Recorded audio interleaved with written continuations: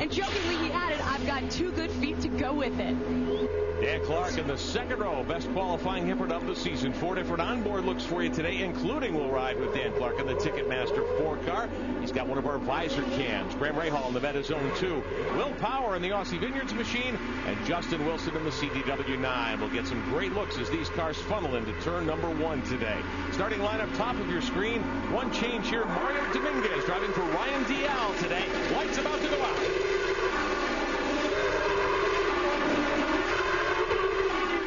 Everyone away clean. Bourdais on the inside, Jan. Manhole covers or not, Sebastian Bourdais got great drive and he's into the lead. And that is not what Justin Wilson wanted to have happen. Oh, look out. 3 wide momentarily. Some contact. Everybody gets through the first time. Trouble on the Dominguez car, and we've got Dornbos up on the back end of Jan Helen's machine. Catherine Legge and Alex Figge stuck behind. It does appear as though Dornbos is dead in the water. His front wing is on the back end of Helen's Conquest 34 car. So Dornbos, who was the championship leader after Toronto. Let them get you started. Let's try and get caught up to the field, then we'll come in. Michael Cannon on the radio. And you can hear he's calm. He knows that if he can get him back to pit road without losing a lap. However, I doubt that they can get him restarted without him losing a lap. Works 3-day passes, a ride in the pace car, lunch with Will Power and the rest of Team Australia. For the lead, meantime, how about Neil Johnny? He's on the button. He's on the power to pass. Here he goes. Into one. Serbia gives him room, and Johnny takes over.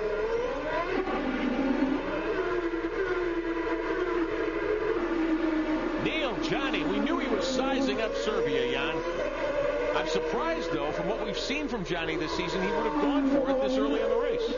Well, he had the opportunity. He started to close in on Serbia. Again, there is a race behind a race happening right now. They're hearing from the pits. Some people are saving fuel. Some people have to save more. And for whatever reason, they've turned Johnny loose, but they have told Serbia that he has to conserve. Johnny gets on the power to pass. That extra 15 horsepower, a little more boost, a little more RPM, and blows by him on the straightaway. That was awesome. Now you get 60 seconds of extra 50 horsepower.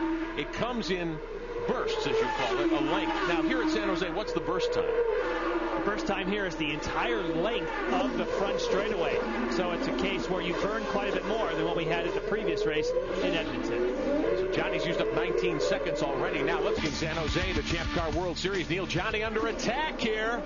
Serbia trying to squeak by and grab the lead, and he's got it. Can Johnny put the slide job on him? I think he hit the wall. Neil Johnny back at it and gets the lead back from Serbia. That's the risk you run when you dive bomb, Jan. Wow. Neil Johnny letting Serbia through on the inside down into that very tight hairpin at the end of the front straightaway. The Toyota hairpin. And Johnny came right back. And that was smart by Johnny, because Johnny's, bred and run on European circuits to where you move over and you block, but they have put that white line down into turn number 1 that you cannot cross.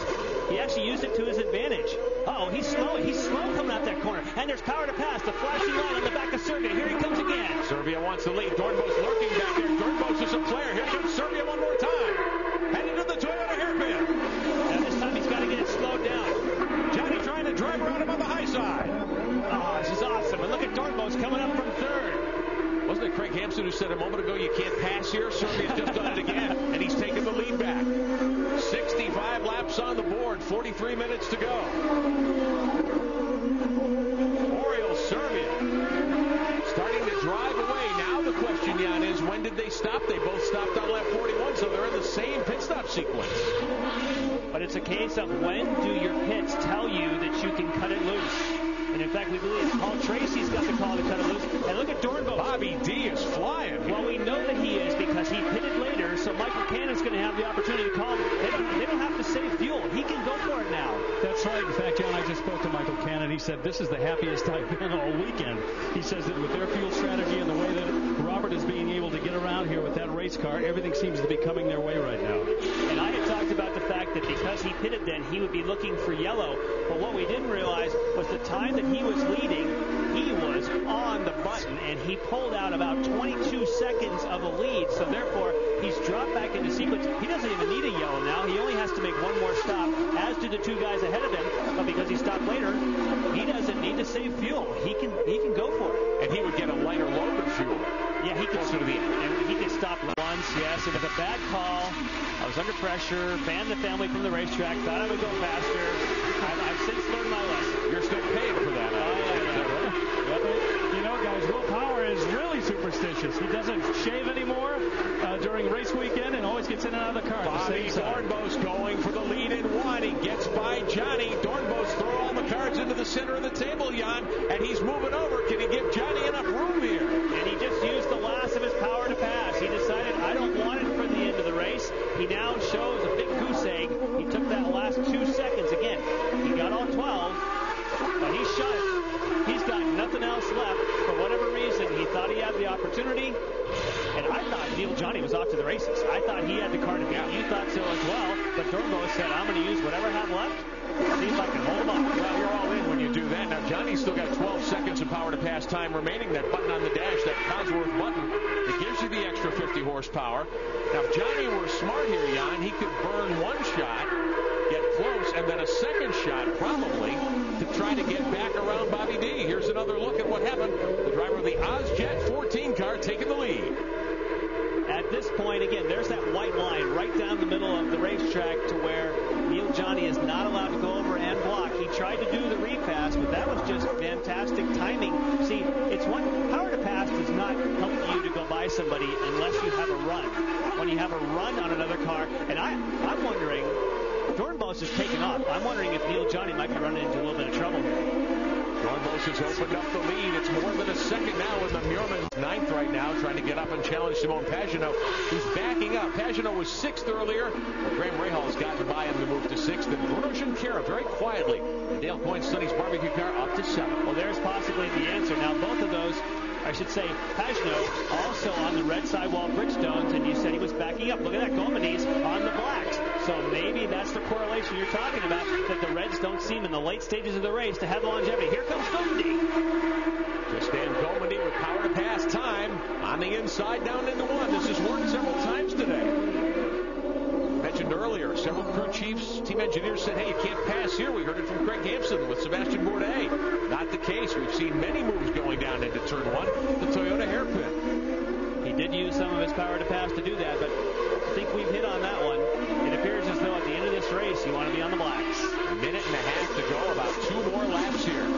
Neil Johnny runs second in the Gulfstream Red Bull I-Rise PKV car. It's been a great run for Johnny in his rookie season. This would be his best finish by far if he can hang on. Or he'll serve second Champ Car World Series win of the year. Final corner, the red back corner for Robert Dornbos. Here he comes to the checkered flag. What a surprise. Dornbos is your winner. 6 seconds back, it's Neil Johnny in second, Serbia third, Power fourth, and Bourdais ends up fifth. Michael Cannon quarterbacked a great race today for Robert Dornbos. Dornbos wrecked on lap number 1, knocked the nose off that car, contact with the car of Jan Halen, left his wing up in Halen's race car. They had to tow him back to pit road, fix the car. Bobby D up on the wheel all afternoon, comes home the winner of the Champ Car Grand Prix of San Jose at Redback Raceway. Great crowd as always for the San Jose Grand Prix presented by Redback Networks. The 9th race of the Champ Car World Series season. His second victory in his rookie year in victory lane. Robert Dornbos, the winner. Cameron Steele. Well, it looks like an exhausted Robert Dornbos. We have Paul Stoddard down here, Keith Wiggins, and team owners congratulating him. Robert, would you have ever thought coming from 15th position you would have brought home the checkers today? Do you like that? Do you like that? I like it. What a race, man. What a race. Thanks all the boys. I mean, the car was great. It's so much bad luck the whole weekend, so I'm really, really happy now. What about with the accident early in the race? What happened? The chaos ensues. The checkered flags are waving. My questions at this point are meaningless as the champagne is flying and he is going crowd surfing with the team. That's how Bobby D rocks it in victory lane.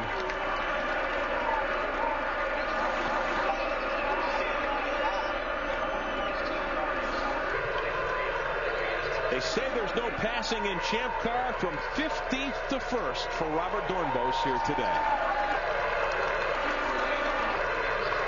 Recovered from that wreck on lap 1. All right, well, we got back over here with Robert Doornbos. We were calling you Bobby D. The accident in the first lap, what happened? Talk to us about it. I mean, I knew it when we had such a bad qualifying. Basically, we couldn't run it on quali, and then we start from the back. And you know you're in trouble then in the tight hairpin like that. So I was stopped. I was standing still, and still I hit somebody, and I climbed over somebody. And I mean, we got back to the pits, changed the nose, and then the car just felt good. I mean, the steering angle was bent. So I was on the straight, a bit leaning to the left, but I saw Yanni struggled, and I passed him, and this was mine. I feel it, so it's a great way to finish 2 bad weekends. Congratulations, there you have it. Bobby D rocking home the gold trophy. What a run for Doornbos. We thought that he had no chance. Yanni was out of power to pass. He managed to get by Neil Johnny with